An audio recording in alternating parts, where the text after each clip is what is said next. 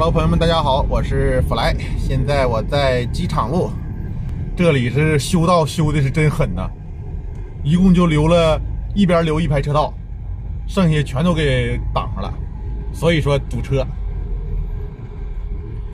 如果要堵车的话，会非常严重。现在还好，还是一路顺畅的。都说机场路这块堵啊，现在看看为什么堵就知道了。这整个修道啊，这是整什么玩意儿啊？全都给封上了。然后再有路口需要往里头挤车的，跟的稍微紧一点就会都堵里头。然后另外呢，你看这一边就剩一排车道，这你说还能不堵？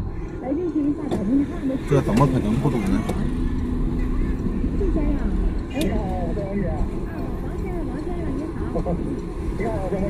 看看这块，这是机场路，就是这一排小道。你说这要是有点个小刮小碰了，车流量大了，然后十字路口了，公交车上下客了，这能不堵车吗？肯定是要堵车的呀，对吧？单排车道，再有点施工车辆啥的。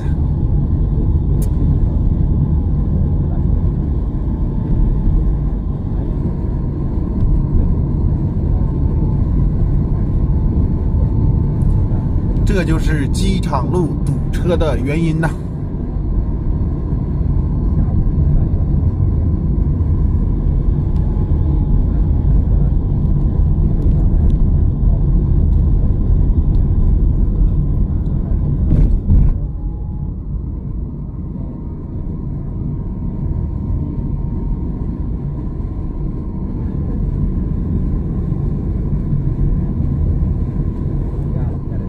让这小三轮车给欺负过去，这三轮车就呼呼的，比轿车开的都快。开始堵了，一排小道一动不动了。这是真堵啊，这是真不动啊。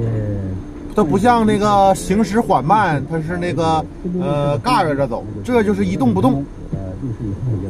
即将进入拥堵路段，长度150米。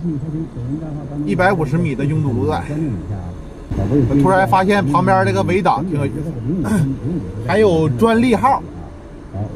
哎呀，这个围挡太熟悉了，这个围挡陪伴了疫情期间，应该是一直在这里啊。疫情期间一直都是它的身影啊。稍稍有点暗。这个时候你说爱屏啊，专利号，这玩意儿它有啥专利呢？应该配个台灯。材料啊，还是有什么专利啊？还是配个台灯会更好。